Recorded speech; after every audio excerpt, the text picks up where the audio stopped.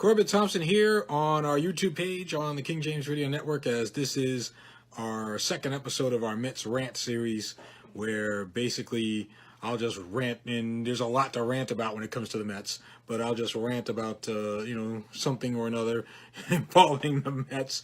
And so my rant this time around has to do with Joe Girardi and the potential of him being the next Mets manager. But I'll first get to the fact that, this is Sunday afternoon, as the Mets just finished their series with the Colorado Rockies, winning 2 out of 3, and the Mets winning today 6-1. And see, the only complaint that I have about this game, Noah Syndergaard pitched a very good game, and Todd Frazier 4 RBIs today, and Todd Frazier all of a sudden is a different guy than what you saw, in the first couple of months of the season. So that's all the good stuff. But my only complaint was, Mickey Callaway, and I know Callaway has taken a lot of flack this year. And listen, with the Mets at 1 game under 500, coming up on mid-June, he's going to take flack. It's as simple as that for a team that was expected to contend. The Brody Van Wagenen mantra of come and get us and all that. But with that being said, my only complaint for Callaway today is it's 6-1, 2 outs, top of the ninth, and Hector Santiago's pitching. There's a man on second base because Colorado scored a run. And you're getting Edwin Diaz up. And, this is the thing. Callaway, if you remember earlier in the year, didn't want to bring in Diaz in situations where he had gotten up the day before. He had gotten up to throw in the bullpen the day before and whatnot. And then the next day or two was hesitant to get Diaz up because he had gotten up before. And while I think that Callaway has slowly, I use the word slowly in boldface, slowly started to figure things out with his pitching, he's realizing now that he has to let his starters go deeper into games because the bullpen is simply unreliable. So with that being said, he's letting his starters throw more pitches, 6 innings, 7 innings, in the case of Steven Matz yesterday, through 116 pitches? So he's letting guys throw more pitches in games. I'm sure he managed Syndergaard today because of how many pitches he threw the last time out.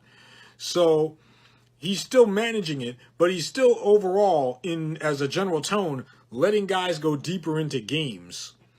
His starting pitchers go deeper into games to stay away from what has been, at best, a shaky bullpen. So Callaway has figured things out from that standpoint, but what he hasn't been able to figure out yet, and I've said this before, I've said this repeatedly, he has no clue on how to handle Edwin Diaz. He has no clue on when to utilize him. You're 6-1, and I understand there's a runner at second. 6-1 bottom 9 or top 9 with 2 out. There's no reason to bring in Diaz there. There's no reason to even get him up. And if you want to get somebody up, get Robert Gsellman up. I understand, listen, it's 6-1. Okay, if it's 6-2 or what have you, if it's 6-2 with a runner on second and you want to get Diaz up, get him up. But at 6-1, if you want to get somebody up, get Gsellman, because Lugo apparently wouldn't be available because Lugo pitched 2 innings yesterday. So Lugo was deemed not available. So get Gsellman up. Get whomever. But there's no reason to get Diaz up there in that spot. Like I said, if it's 6-2, runner on second with 2 out in the top of the ninth, okay, then you would consider getting Diaz up. But there, I would just leave Diaz alone, especially when you got 2 games against the Yankees coming up. So anyway, that's just me. So I think Callaway has managed to figure out a thing or two in terms of his starting pitching, but I think with his bullpen, he still can't seem to get that right. But anyway, I'm not necessarily going to talk about, and the Mets are 5.5 games out now, as of right now, as the time you're watching this, 5.5 games out, 3.5 behind the Braves in the wild card, the second wild card. So theoretically, here we are, on the 9th of June, the Mets are still very much in things. And so they're not going to just pack up ship. They're not going to blow it up, and they're not going to fire the manager at this point, being 3.5 games out of a wild card spot. They're not going to do it. I know there's a lot of Met fans out there that want to see Mickey Callaway shipped out today. despite winning 2 out of 3 from the Rockies, be shipped out today, ship out Callaway and insert Joe Girardi. That's not happening. Not at 3.5 games out of the second wild card. And listen, do I think Callaway's a great manager? No. But I'm just telling you, it's not happening. So, that being said, I will explain to you why Joe Girardi, even if the Mets wanted Joe Girardi, he's not coming here. He's not coming here. It's not even about the fact that the Wilpons won't pay him. It's not even that. If I'm Joe Girardi and I'm looking at this roster, right? And I'm looking up and down at this roster, and I know that a lot of Met fans got caught up in the euphoria of what he said in the broadcast on Fox yesterday, with Girardi being there with Kevin Burkhardt. I know he said a lot of complimentary things about the core and about Pete Alonso and the young core that the team has and all that. But you know what? Being a member of the media for the last 16 years now, primarily high school media, but still being a member of the media for the last 16 years, there are things that people will say on air, and then there's things that people won't say on air. Okay? And obviously the stuff that you don't hear on air can be quite a lot more juicier than what you hear on the air. And so what Joe Girardi didn't tell you in that spot there, he's not going to tell you, what he really thinks. I mean, yeah, he'll, play nice with the, like I said, the Alonsos and the Confortos, and, he'll compliment those guys, which is all fine and good. There's nothing wrong with that. There's nothing wrong with him, showering the Mets with compliments. But if I'm Joe Girardi, okay, and I'm looking at this team, right? Now, first of all, if I'm Girardi, I've made my money. I made a ton of money as a player and as a manager, okay? So I've made my money, and I don't exactly need to come crawling to the Mets looking for a job, okay? I can just stay where I'm at in the broadcast booth and be happy there, okay? The schedule isn't as hectic, and it's not the everyday grind that a 162-game baseball season can be. Because remember, the manager, okay, is the one guy on the team that can't take the day off.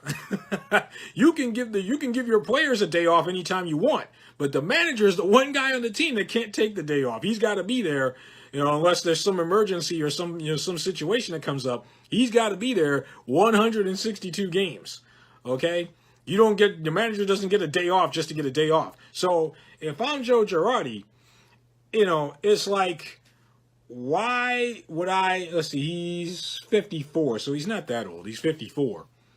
But still, and so, if he wants to manage again, he certainly has plenty of time to do that. But still, why would taking a look at this roster as presently constituted by Brodie Van Wagenen, why would I manage this team? Why would I manage this team? I understand Todd Frazier, he's red hot right now. But yet, in the big picture, he's still an aging veteran. And I don't think, show of hands as far as how many Mets fans think he's going to just keep continuing to hit the way he has the rest of the season. Okay? So I look at Frazier. I look at Cano, who's back on the IL. He was off the IL for 5 minutes. Now he's back on the IL. I look at those guys, Wilson Ramos as an example. I look at these aging veterans.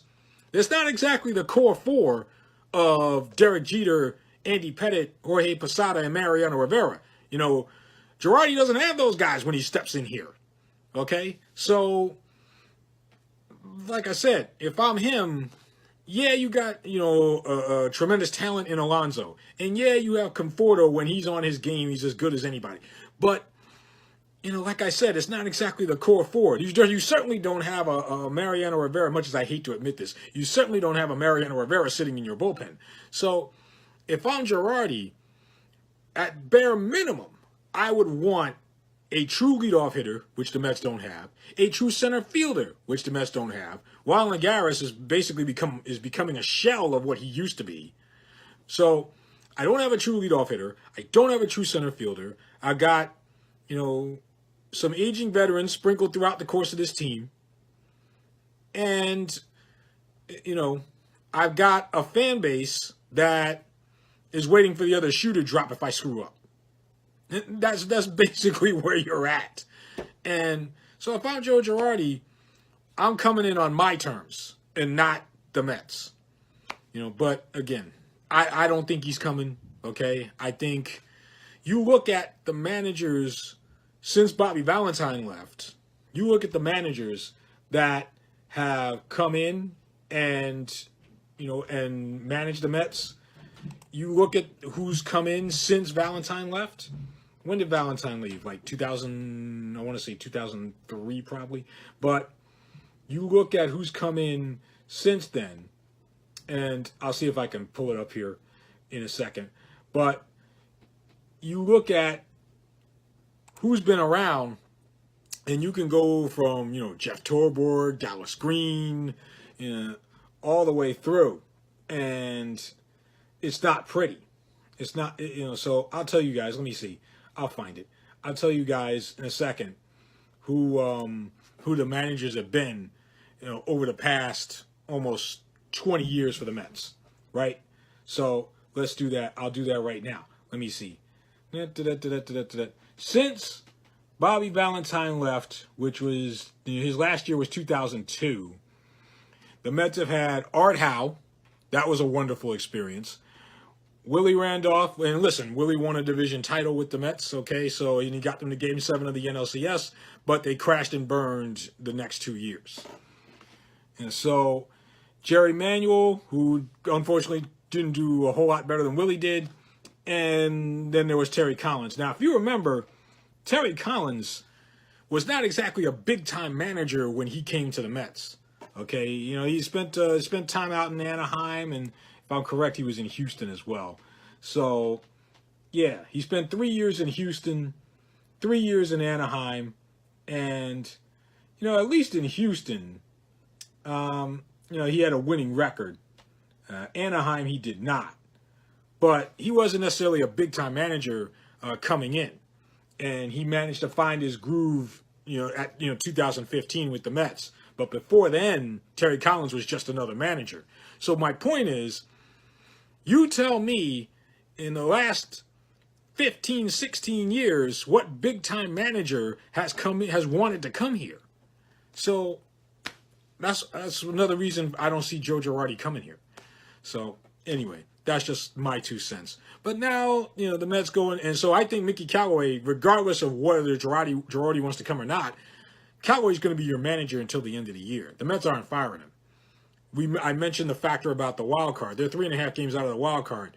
They're not firing Mickey Callaway. Plus, I think it would take something drastic for them to fire him in season. They'd have to be at least 15, 20 games out for them to fire him, you know, in season and put somebody else in there. Like, you know, they probably just have Jim Riggleman finish out the year. And I'm not looking for Jim Riggleman to run this team either. They might as well just keep Callaway. But that being said, now you got the Yankees coming up.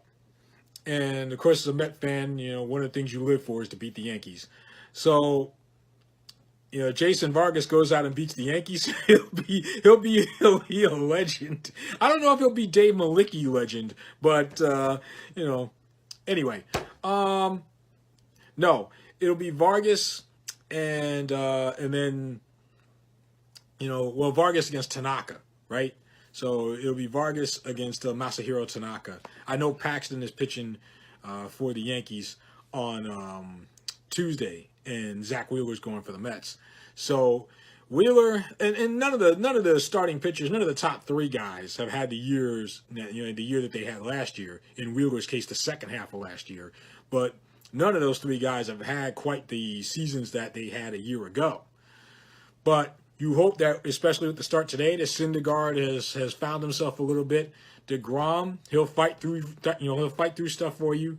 And then Wheeler, you hope that Wheeler can find some consistency, and you hope that Matz can find some consistency, and you hope that Vargas continues to give you performances like the one he gave you with a complete game his last time out. So with all of that being said, I think you're stuck, you know, as Met fans, I think we're stuck with Mickey Callaway this year, and that's that. So good luck with the Joe Girardi thing. But anyway, that's it for me. I'm done. We'll talk to you guys next time on my next Mets rant, whenever that might be. So until then, goodbye, Godspeed. Thank you for listening to us, and of course, you can find me on the King James Radio Network at jamesisking.com. Bye bye.